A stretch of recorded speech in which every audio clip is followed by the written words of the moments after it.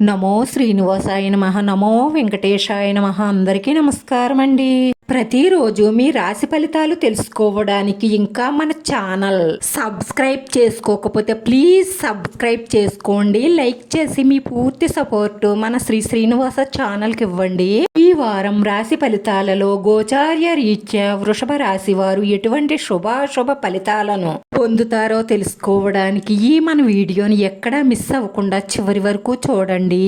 రాశివారి గురించి ఎవరికీ తెలియని కొన్ని జీవిత రహస్యాలు, వీరి స్వభావం ఎలా ఉంటుంది, వీరి వీక్నెస్ ఏమిటి, వీరి బలం ఏమిటి, వీరి గుణగణాల గురించి 2026 సంవత్సరం నుంచి 2030 సంవత్సరం వరకు వీరి జీవితం ఎలా కొనసాగుతుంది, ఎలాంటి విషయాలు జరుగుతాయో ఈ వీడియోలో మనం వివరంగా మాట్లాడుకుందామండి. ఈ రాశివారు ఒక్కసారి నిర్ణయం తీసుకున్నారు అంటే స్థిరంగా నిలబడతారు. మాటిమాటికి నిర్ణయాలు మార్చుకునే స్వభావం వీరిలో ఉండదు. వీరికి కళలన్నా సంగీతం అన్నా ఆసక్తి ఎక్కువగా ఉంటుంది. అందరిలోనూ చాలా లగ్జరీగా బతకాలని కోరుకుంటారు.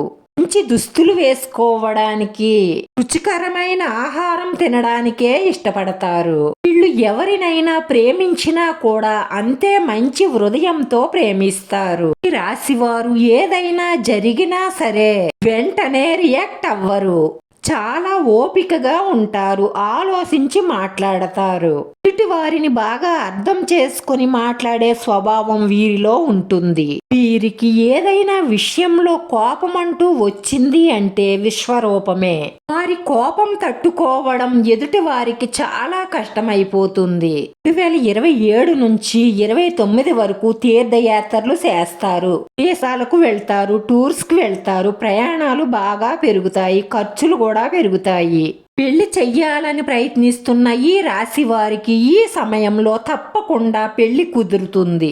కుటుంబ విస్తరణ, సంతానం కలగడం, ఇలా చాలా చాలా శుభవార్తలనే అందుకుంటారు. భూమి, గృహము, వస్తు వాహన లాభాలు గోచరిస్తున్నాయి. ఉద్యోగస్తులకు స్థల మార్పిడి, ప్రమోషన్లు ఉంటాయి. 2026 నుంచి 2030 మధ్యలో ఎక్కువగా శుభవార్తలే వింటారు. కుటుంబంలో చిన్న చిన్న సమస్యలు ఉన్నప్పటికీ కూడా అది ఎలాంటి సమస్య అయినా సరే ఓపిగ్గా సామరస్యంగా పరిష్కరించుకోవాలి. మీరు కోపావేశాలకు లోనైతే సమస్య పెరిగిపోయే అవకాశాలుంటాయి.